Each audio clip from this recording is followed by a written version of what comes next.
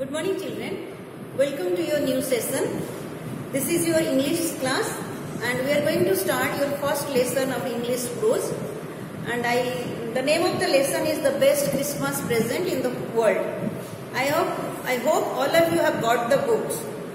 And you must have read or just gone through one or two, three stories. In English, to have a better command over English, the most important thing is to read. So as soon as you get the book is in your hand, you should be curious enough to go through the lesson. Just read it, whatever you understand. Okay? Whenever you have free time, just go through the lessons. Okay? And in addition to that, as I always tell you, always keep a novel or any book ready with you. So whenever you are free, instead of switching on the TV or watching any WhatsApp programs, you should read the books. That way you will have command over your language. Okay? So before we start the lesson, I just want to show you one picture. Just see. Can you get the picture? Is it visible to you? Okay. What does it seem to you? Does it seem to a very peaceful scene where something good or happy is happening, or it's a very destructive scene?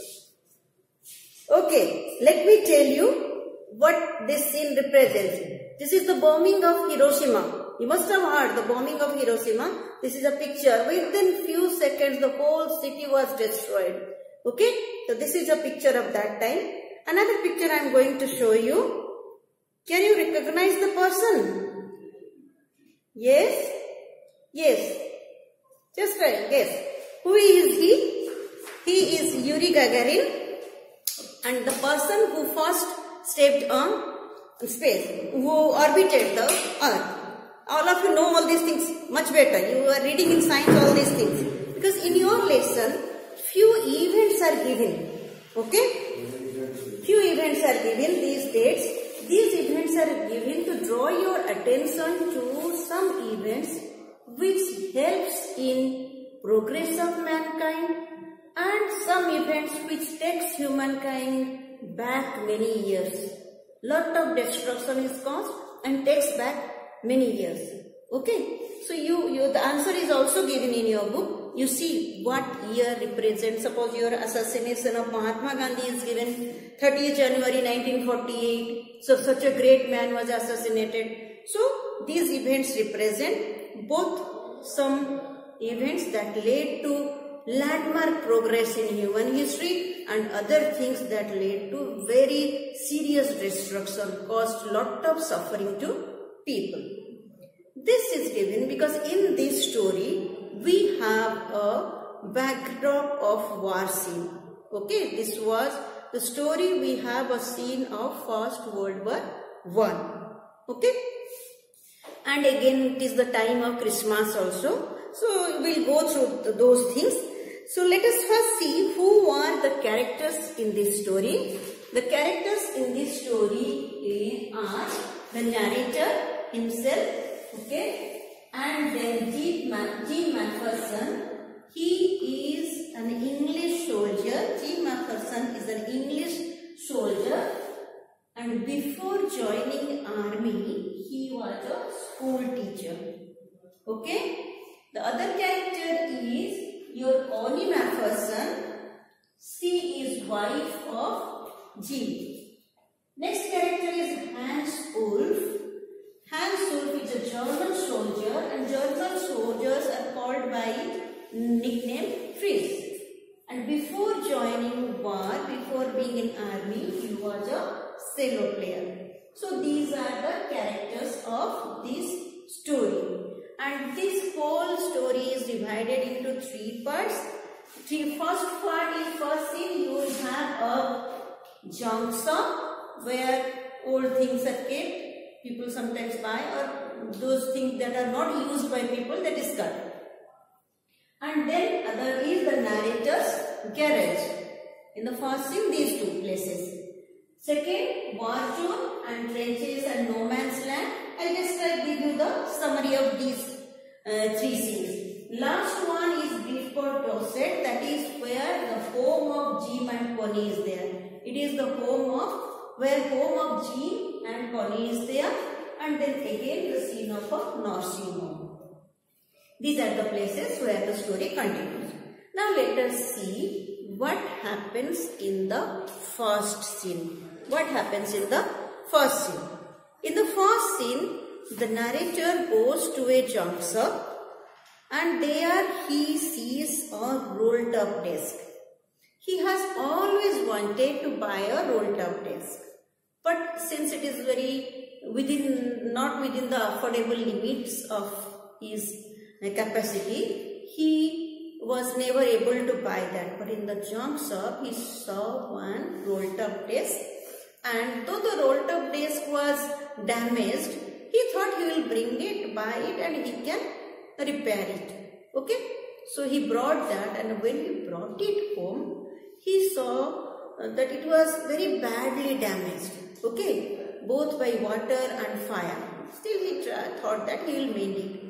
While opening the drawers, the last drawer he was not able to open. With difficulty he opened the last drawer, and there he found one letter. The letter was written to Connie by Jean. Okay, and in that Jim had described one event. Okay, then that event is, that scene is given in your second part of the story. It is a place where the soldiers are sitting behind the sitting in their trenches.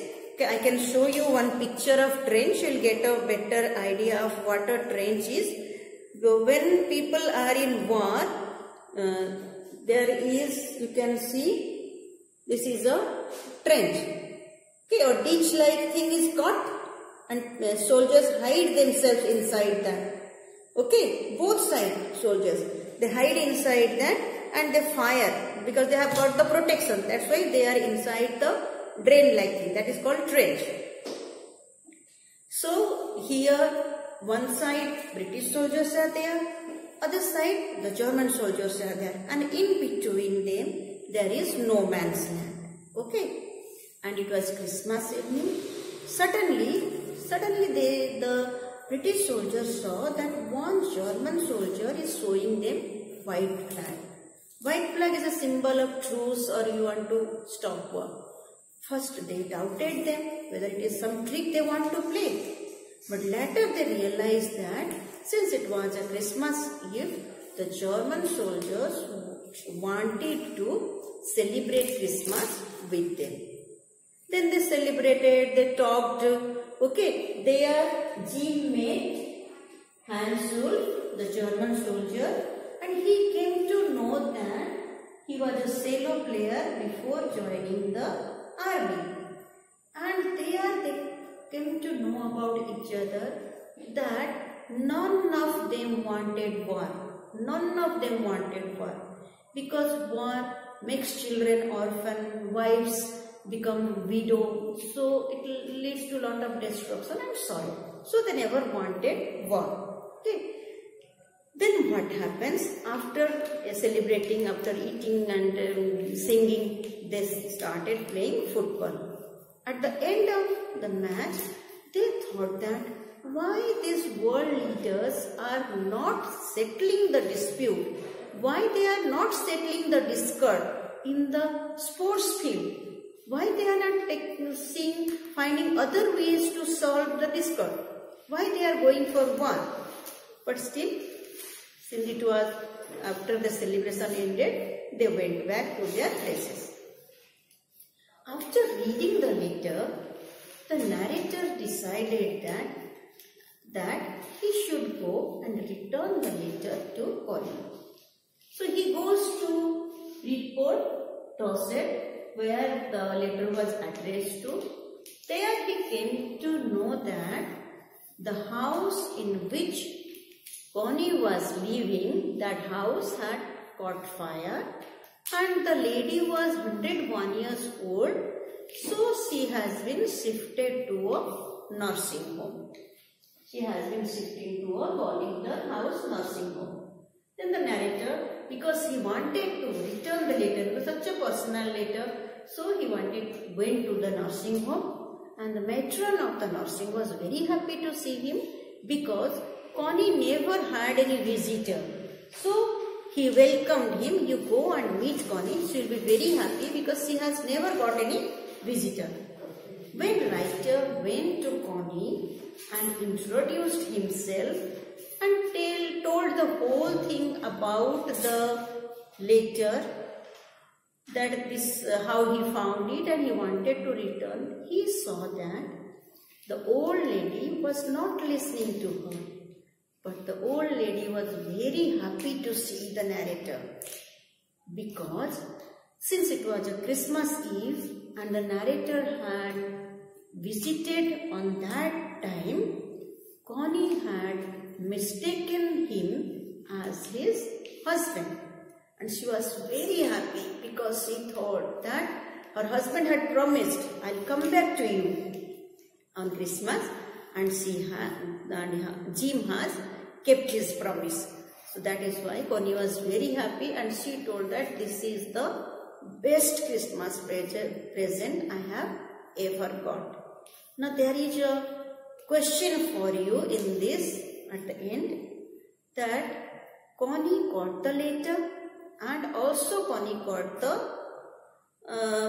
message from a person about how he found the letter. Now what does she mean by the best Christmas present? Does she mean the narrator's visit is the best Christmas present, or it is the letter that is the best Christmas present? That you have to find out. Next, we will go through the lesson in detail in your next class. This is the different summary of the different section, 3 parts of the story, and a brief summary for you I have written here. Theme is brotherhood and universal bonhomie. Soldiers in enemy camps also want peace, and they wish to celebrate and play together. Wives wait for their husband's return. This is all there. All these things are there in the lesson. So it is a war story. It is the backdrop of Christmas. This is a brief summary, very brief summary, and I have told you the whole story. In detail we will read in the next class. Before that, I just want to give you one reference. You can see it's available on the net. Celtic Thunder's song Christmas 1915. This is And I Killed the Boy in No Man's Land. You listen to that song. You can associate the theme of the song with the theme of this lesson. That's all for today. Thank you.